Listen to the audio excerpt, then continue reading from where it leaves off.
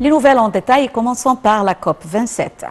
Le porte-parole de la présidence, l'ambassadeur Bassam Radi, a déclaré que les regards du monde entier seront braqués sur l'Égypte avec une attention sans précédent lorsque le président Abdel Fattah el-Sisi inaugurera la 27e conférence des parties à la Convention cadre des Nations Unies sur les changements climatiques, COP27. L'Égypte est sur le point d'abriter un événement historique auquel participera la communauté internationale, a ajouté Radi, soulignant que le président el-Sisi aura des activités intensives pendant la période du sommet mondial. Il a ajouté que le président el-Sisi doit prononcer le discours inaugural décrivant les caractéristiques de la feuille de route vers un meilleur avenir pour les peuples du monde, en particulier en ce qui concerne les mécanismes de la mise en œuvre des engagements précédents en faveur de solutions réelles, a indiqué le porte-parole. Il est prévu que le président el-Sisi tiendra plusieurs rencontres bilatérales avec les chefs et les dirigeants des pays en marge de la COP27. Les délégations officielles sont toujours en train d'arriver à Sharm el-Cheikh pour participer à la 27e conférence de l'ONU sur le climat COP27. Les activités de la COP27 se poursuivront jusqu'au 18 novembre. Alors que les préparatifs en cours à l'aéroport international de Sharm el-Cheikh pour accueillir les invités du sommet sont achevés, les premières délégations des pays participant au sommet sont arrivées afin d'examiner leurs projets environnementaux spécialisés qui seront exposés en marge du sommet.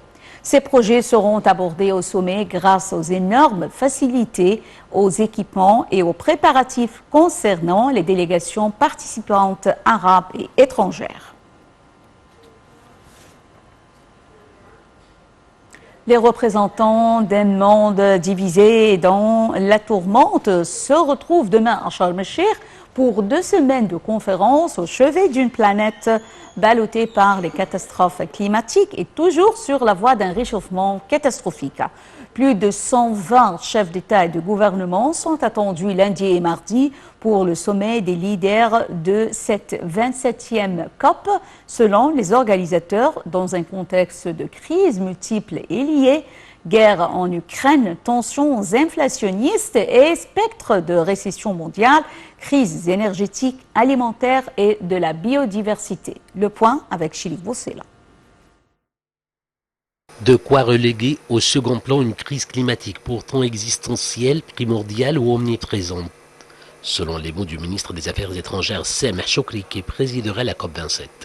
Les rapports alarmants se sont multipliés depuis la COP26 à Glasgow quand près de 200 pays s'étaient solennellement engagés à maintenir en vie l'objectif le plus ambitieux de l'accord de Paris, traité fondamental conclu en 2015.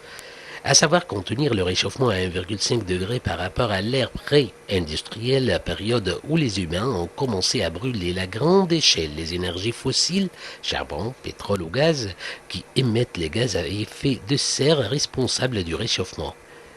Mais depuis 24 pays seulement ont relevé leur engagement et l'ONU ne voit aucune piste crédible pour tenir cet objectif.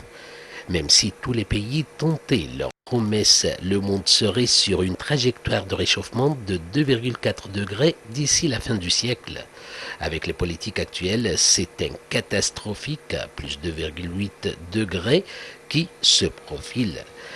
La prise de conscience s'est accentuée dans les pays développés, eux aussi de plus en plus touchés, mais les actes ne suivent pas, notamment sur les financements, probablement le sujet le plus contentieux au menu de la COP27. Les pays riches n'ont en effet toujours pas tenu l'engagement pris en 2009 de porter à 100 milliards de dollars par an en 2020 leur financement pour aider les plus pauvres à baisser les émissions et s'adapter aux effets du changement climatique. Le montant a plafonné à 83,3 milliards en 2020, selon le dernier bilan contesté de l'OCDE. L'objectif devrait désormais être atteint en 2023. Trop tard et surtout trop peu, dénoncent les plus pauvres quasiment pas responsables du réchauffement, mais sur la ligne de front de ses effets dévastateurs. Quelques heures avant la COP27, le ministère de l'Intérieur a achevé ses préparatifs pour sécuriser cet événement énorme en mettant en œuvre le plan de sécurité élaboré qui dépend de l'utilisation de la technologie moderne et a assiégé les officiers de la police d'une grande disponibilité et professionnalisme illustrant le visage civilisé du pays. Les services de circulation ont été également intensifiés sur tous les axes et les routes. Des véhicules de secours ont été également déployés pour faire face aux dysfonctionnements avec la mise en place d'un système de circulation intégré.